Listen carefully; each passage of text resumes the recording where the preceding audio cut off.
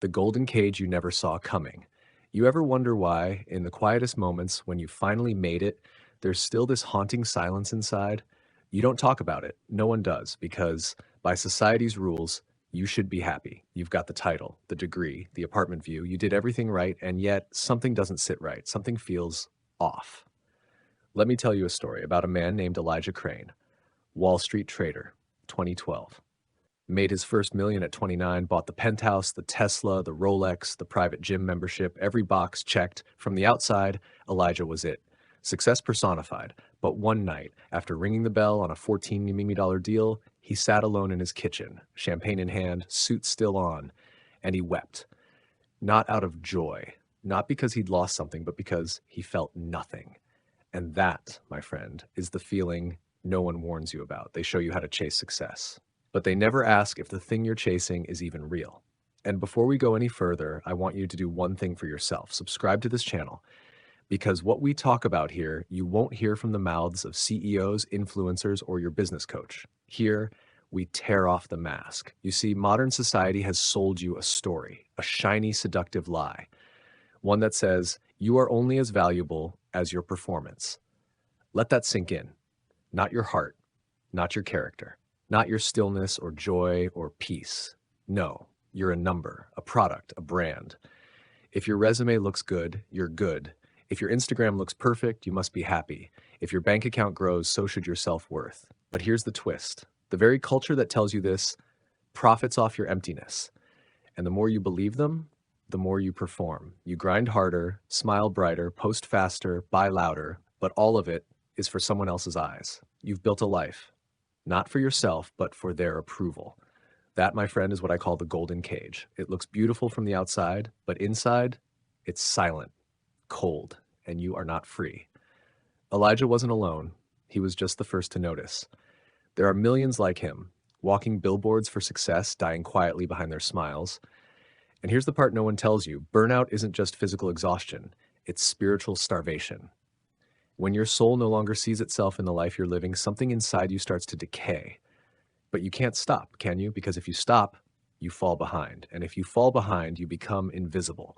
You've been programmed to fear being no one. So you keep running faster, harder, until your whole identity is built on what you do, not who you are. And let me tell you something terrifying. If your identity depends on your achievements, then your entire sense of self is one failure away from collapse. This world doesn't want you to know who you really are. It wants you busy, distracted, insecure, always reaching, never arriving. But I'm here to ask you something no one else will. What if this entire idea of success was never yours to begin with? You didn't choose this race. You were born into it. From the first gold star in school, to the college rankings, to the job interviews, to the salary comparisons, to the wedding photos, to the luxury vacations, your life has been designed to be measured. You've been taught to chase value in the eyes of others, while slowly forgetting the sacred worth that was always inside you. That, my friend, is not just deception. It's a theft, a spiritual theft. We begin to take it back. So stay with me. Hit that subscribe button, because in the next part, we go deeper into ancient wisdom, forgotten truths, and the one path modern culture desperately wants you to avoid, the path back to yourself. Ready for part 2? Let me take you there. So let's go back before the metrics, before the stock market, before the follower count, before society turned human beings into products with value tags.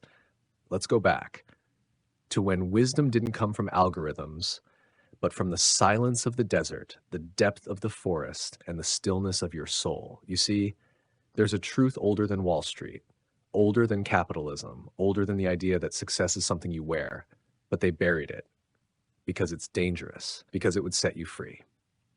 Let me tell you a story, not from a textbook, but from an ancient scroll.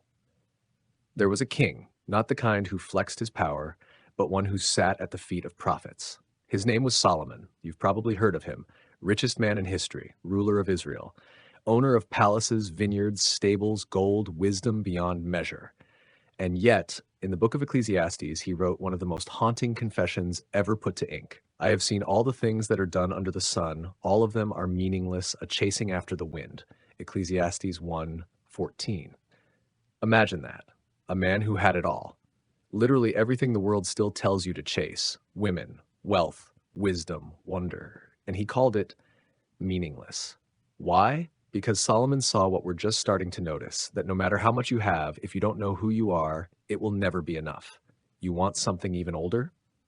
Let's leave Jerusalem. Let's go east, far east. In the Dhammapada, one of the oldest Buddhist scriptures, the Buddha speaks of Mara, the tempter. He doesn't tempt with sin. He tempts with illusion, desire, applause, identity.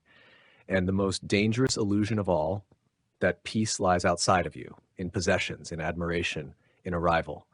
But here's what the Buddha discovered under the Bodhi tree. You can own the whole world and still be a slave to your craving.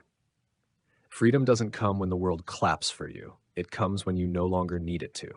You think that's just Eastern thought? Let me tell you about Sufis, the mystics of Islam.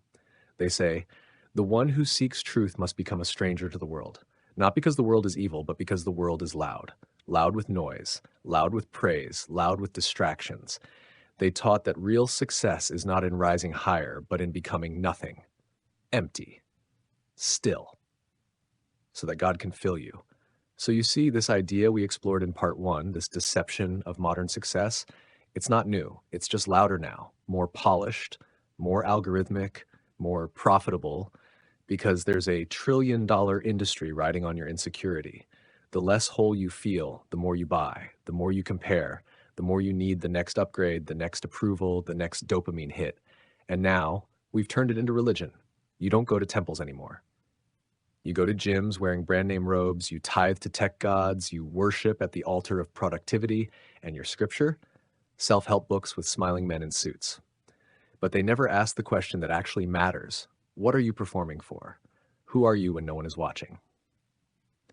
Let me tell you a final story. In a remote village in northern Morocco, an old man named Hassan ran a small tea shop. No phone, no car, no bank account, but everyone in the town came to him when they were lost. Not because he had answers, but because he had peace. One evening, a young traveler from Europe came and asked him, "What's the secret to your success, old man?" Hassan smiled and poured tea. He said, "I never confused noise for meaning. I never mistook applause for love, and I never traded peace for profit." So now I ask you, where did you begin to trade? Where did you first abandon your soul to chase success? Was it the day you took the job you hated for the salary that impressed your parents? Was it the night you posted that photo, not because it mattered, but because it performed well? How many times have you betrayed yourself just to feel accepted? This is the deception. Not that success exists, but that success should come at the cost of yourself. If you've ever felt that ache in your chest, that quiet suspicion that the life you're building might not be yours, then keep going. Subscribe, because in the next part, we don't just expose the lie, we talk about how to burn it down and how to rebuild from within.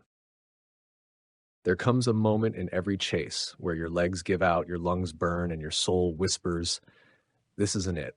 But most people keep running, not because they want to, but because they're afraid to stop. Because when you stop, everything you've been avoiding starts talking. And the silence, it's loud. But what if you let it speak? I met a woman named Leona last year, 46 years old, CEO of a tech firm in Austin, drove a matte black Mercedes, wore heels like armor. She told me, "I haven't felt joy in 6 years, but my calendar is booked through 2027. And then she laughed. But it wasn't a happy laugh.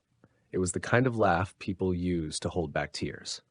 I asked her, "Who would you be without all this?" And she went silent. Then she said, "I don't know. I've been performing for so long, I forgot what my real voice sounds like." That's what this world does. It doesn't just distract you. It erases you, piece by piece, applause by applause, until all that's left is an echo. But here's what they don't want you to realize. The door to your freedom is not out there. It's not on a yacht, not in a raise, not behind the next level of your productivity app. It's inside. It's been waiting, patiently, in the quiet, in the stillness, in the sacred space beneath all the noise. But you have to choose it. You have to unlearn the applause, unfollow the pressure, unplug from the chase, because you can't build an authentic life while living from a borrowed script. Let me tell you something dangerous, something you won't hear from most motivational speakers. You don't need to become more. You need to become real. You don't need more strategies. You need more silence. You need less success and more surrender, because the person you're trying so hard to impress probably isn't even paying attention. And if they are, it still won't fill the void. You see, real success, it's simple. It's waking up and not feeling afraid of your own mind. It's walking through a day and knowing you didn't lie, you didn't fake, you didn't betray yourself to be accepted.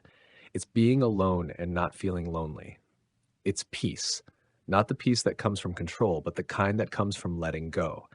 And yes, it will cost you. You may lose followers, you may lose titles, you may lose admiration, but what you gain yourself, your voice, your clarity, your breath. And suddenly, you don't need a platform to feel powerful. You don't need applause to feel alive. You become whole, not because you built something flashy, but because you finally stopped pretending. So now I ask you, are you ready to walk out of the golden cage? Not tomorrow, not when it's convenient, not when your to-do list is clear, but now. Close your eyes, breathe, feel the ache in your chest. That's the part of you that remembers who you were before the performance. You don't need to chase a new version of success. You need to come home to the place inside you where peace lives, where meaning isn't bought, where you don't need to prove anything to anyone, not even yourself, because you are already whole, already enough, already sacred. And that is the success they'll never sell you. If this message reached you, don't just scroll away. Subscribe. Share this with someone who's chasing shadows. Return here when the world gets loud again. Because this place, this channel, is for the ones who are done performing, for the ones who are ready to live from within.